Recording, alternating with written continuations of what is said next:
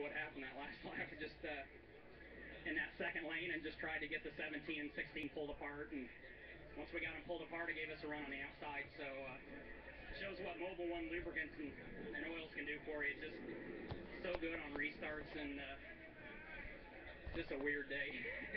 these races, I'm still voting for a figure 8 race here. 42nd to first. Not one, not twice, not 3 times, but this is your 4th Midsummer Classic, the Coke 0400 win. What's this one mean to you?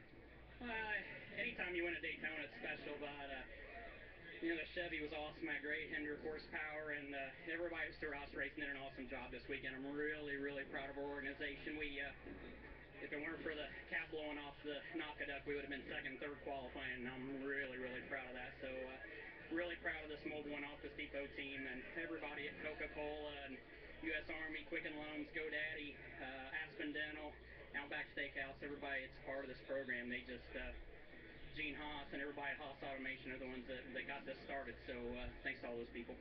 So Rick Hendrick, one of your corporate partners, poked his head in the window. What did he tell you? Can never tell that.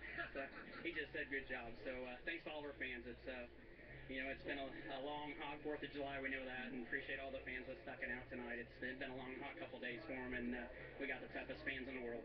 I think the only thing difficult for Tony Stewart, the confetti in victory lane. Marty? Well, I guess it's a good thing when you're disappointed to finish 3rd. Matt Kenseth, clearly the best car tonight. Was it just at the top line, would not move enough to get you guys up to where Tony and those guys were? It's just disappointing.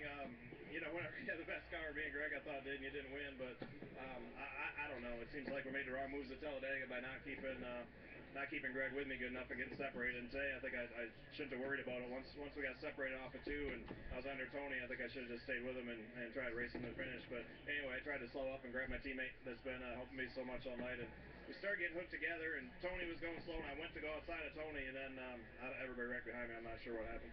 You told me when you got out of the car that you need to figure this out. Is it something you're beating yourself up over, or what? I don't know. It's just a different kind of racing. You know, you could always second guess your moves all night long, but I thought we did good to get back to the front after the unfortunate caution, and I thought we were in perfect position. I thought we kept Greg with me perfectly for a lap and a quarter there, and then that last lap it gets crazy. Everybody gets shoving, and you don't really know what's going on 2 or 3 rows behind you. So did the best I could. Just disappointed we came up short because these guys gave me an awesome car. Clearly a dominant car for Matt Kenseth. He finishes 3rd tonight. Marty, he led 89 laps of the 160 here this evening. We just got word Kevin Harvick, after that hard hit, has been released from the Care Center as we look at championship standings with 18 races complete. Matt Kenseth, 136 points in front of the 10th position. That is big. You know he's going to be in the chase. Dale Earnhardt Jr., Greg Biffle, sizable advantages as well. Jimmy Johnson. And how about Tony Stewart with 3 wins? He's now jumped to 5th in points. And you can't say enough about Brad Keselowski. Finished 6th tonight. He's up a position to 9th in the standings. And this is where things get interesting. Kyle Busch, number 1 in the wild card. And Joey Logano by 1 point in front of Ryan Newman as the 2nd wild card position. Casey Kane 6 points behind.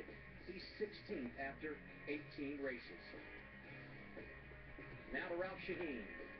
Well, we got Dale Earnhardt Jr. We're going to do this one live too, by the way. Hey, tell me about what happened to you in that big incident. We were going into 3 and looked like I couldn't tell what was in front of Harvick, but looked like everybody was coming apart, and we come up on him real fast, and Harvick went to the inside of the 16, and the 16 either came down or got shoved down into the nose of Harvick's car, and I don't know, you see it right there, but I was getting shoved at the same time. I was lifting off of Harvick and getting shoved into him, and just turning left and got clipped by the 16 going by. It's pretty wild. You know, we're all running into each other. It was crazy at the end. Marty? Ralph, somehow these 2 guys made it through. Ryan Newman over here, Jeff Burton. I'm going to start with you because I'm going to have you piece together your night for me. The mirror falls off on like lap 5. Lap 1, you're at 240 on the water. How did you hold it together tonight for a 2nd place finish? Well, honestly, we had to just kind of ride around in the back tonight. Right now, if we get in the pack and race, we're going to overheat and we're not going to finish the race. So unfortunately, we kind of have to ride around, and that kept us out of some trouble though, you know, and you know, we got going with about 30 to go and missed a couple wrecks. Had some fortune. Kevin and I had a good run going and just had nowhere to go. And you know, Guys did my little thing in turn one, saved it, and then they wrecked off turn 4 and ended up with a good finish. So anytime you can leave here with a car not tore up, you probably ought to be happy. You never knew going 3 wide in turns 3 and 4 would be so brilliant, did you? Not by yourself. Good move. I was by myself. I didn't know that was a good thing to do, but they had all got to slow down enough, or I didn't have a lot of choice. I had to go somewhere. All right, man. Congratulations. Nice run for you. How did you squirt through that whole thing, Newman? He led the way. You followed him, huh? Well, involuntarily, but I was on the high side and tried to go around him when he got loose in 2, and he had a heck of a save. And just a good run for our Aspendell Chevrolet. First race for them on a car. Really proud to have them as part of Stewart Haas and myself. And a top 5 is what our team needed, man. I think we were about 15th or 16th going into turn 3, and to come off of turn 4 and be 5th to start finish line. And congratulations to Tony and those guys. They did an awesome job. I was going to ask you, momentum-wise, how critical was this for the 39 team? Well, it was big for us, especially with the stretch coming up with Loudon, which is a place that, us at Stewart Haas have done an awesome job at in the past. We look forward to going to there, but the stretch going into Indy and then obviously the chase, that's important. Well, we might have lost a playoff berth tonight, but we're still in plenty of contention there with this warning car right now. Walk me through what happened on pit road with the 24 and all that went on earlier in the race. Basically, as the 24 just didn't leave us any room. I watched him in the mirror coming off. He was way behind us, and he just never made it to the outside lane. And when I came off on the outside of the 5 turned out, and he had to go around whoever it was, and we just all went together. We came together, and I got the rough end of the deal, it looked like, because I spun around and hit the 2 car, but luckily we didn't hit anybody. All the guys stayed safe, and that was important. That's the last thing I want to see is anybody get hit on pit road, but I don't mind bumping into guys on the racetrack, but hitting anybody on pit road is not cool. I can't imagine how scary that is as a driver, to be going backwards towards the car with guys around it. That's one part of it. The other part is I know a lot of those guys that came from there, and a lot of those guys have been good friends to me, so that's something I didn't want to see, but fortunately everybody was safe, and we'll go on. It was a racing accident on pit road. Fortunately, we're running 45 instead of 155. Congratulations on a great run. Ralph? Here with Denny Hamlin. Denny, you seem to be moving a little bit slow. Are you okay? Yeah, I'm all right. None of the hits were too bad except for the last one in the right side door, but proud of our FedEx Office team. It was one of those weekends where it's tough to, going into the race with not much practice and things like that, but we put ourselves in a position to win, and just like there at the end, we were all jockeying for position. Eric gets taken off cars, and it looked like the 16.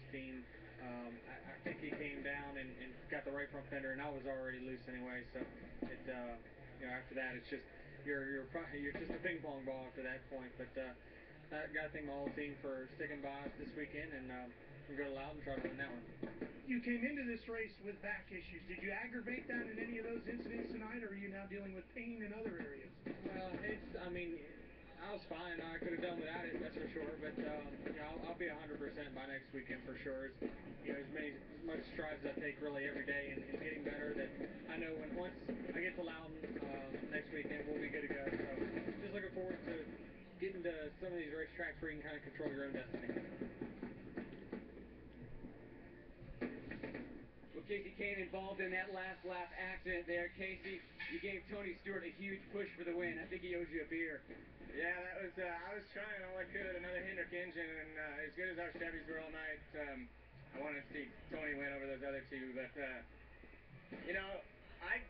when Burton hit me in turns 1, I don't know where he came from or how that happened. I know the inside kind of got lined up, so me and Tony started falling back a little. Then he bounced off, I think, Biffle and myself, and just slowed the whole field down. And by the time we got to turn 4, everybody had caught back up, and it was way too many cars in too small of an area. You got damage on the right front in pit lane. You were fighting with an overheating car all night. You guys really charged back. Yeah, we did. I don't know about pit lane. I gave Ryan room, and then I guess there was a car outside of him, so Ryan turned to the left or something, but I haven't seen it. But yeah, we ended up spinning there, just a racing thing on pit road, and then, from there we had to fight. We had to put water in once, but the temperatures were great after that. Our HendrickCars.com Chevy ran great. Thanks to Farmers Insurance, Quaker State, and everybody that supports us. Tony Stewart at the top of the scoreboard has won for the 3rd time in 2012 as the fireworks continue to go off here at Daytona. Amazing day for Team Penske. At 6 o'clock this afternoon here at the track, the announcement came from Steve O'Donnell that A.J. Allmendinger, driver of the 22, been suspended indefinitely by NASCAR for violating the sport's substance abuse policy. We thought Kenny Wallace might get in the car, but we knew all along the plan, fly in Sam Hornish Jr. from Charlotte. Sam made it, landed here at 7:25, went racing at 7:50. Not a great night on track. He finished 33rd. Here's Marty Snyder with Sam. So what you're saying is Sam didn't have much to do, Adam today, and he was just hanging out. Is that what you're saying, Adam? Just another boring day. Just another boring day for Sam. What did you do today? I don't know. Not here anymore. No, exactly.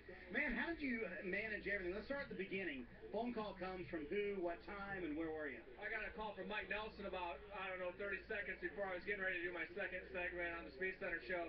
And I'm like, I can't take it right now because it's a live show. And got done with that, and they wanted to do something for tomorrow.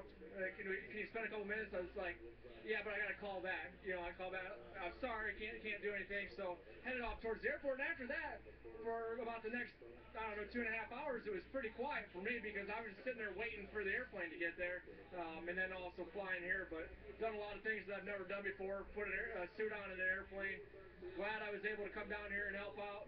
It's been a long time since I got to drive the Shell Pennzoil car. That was all the way back in 2003 in the IndyCar Series. So obviously wish that we could have gave him a better finish today. I was pretty comfortable in the car and really happy how it was running, just trying to make it to the end, and ended up puncturing a tire and it came apart on us while we were trying to get to pit road. So up and down day for sure, but got to spend the morning in the lake with my little girls, and then I got to come down to Daytona and race tonight. That's a good thing when you get to spend the first part of the day at the lake. Did you ever get comfortable in the car?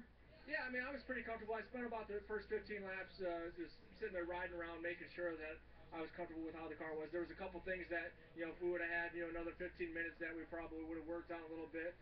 But all in all, the car was a little bit tighter than what I wanted from the start, and I feel like we just were going to make some small changes along to that point, and the last half of the race was just for us, riding around there, unfortunately. But I felt like the car was really good, and that, once it handled well, it moved in and out of traffic. I don't know what the highest we got to was, but I felt like we could move forward when we wanted to. But for even the points where the car was good, we just wanted to ride towards the back of the pack, that first pack, make sure that we had a car to race at the end, and unfortunately we didn't get the opportunity to do that. You should pack some more into your schedule, I hope you have a ride home. I haven't even thought about that. Adam, can you give him a ride home? I'll send him with you, Marty. How about that? Sounds great. And now some questions to ponder in the 22 Cam. Who drives that car next week at New Hampshire? And with a free agency situation, who might be in it down the road? Tony Stewart spraying the champagne. He deserves it. Here are our unofficial results, and they're in all capital letters for a reason. Jeff Burton, Matt Kenseth, Logano, Newman, the top 5. With some of these guys we didn't even talk about. Michael Waltrip had a great. Bobby Labonte. Bobby, those guys got lapped. Remember, they were one of the first teams to get lapped. Yeah. Casey Kane, Jeff Gordon, both involved in multiple accidents, and unofficially both inside the top 12. Dale Earnhardt Jr. had a great car and was coming there at the end. You heard him talk about it.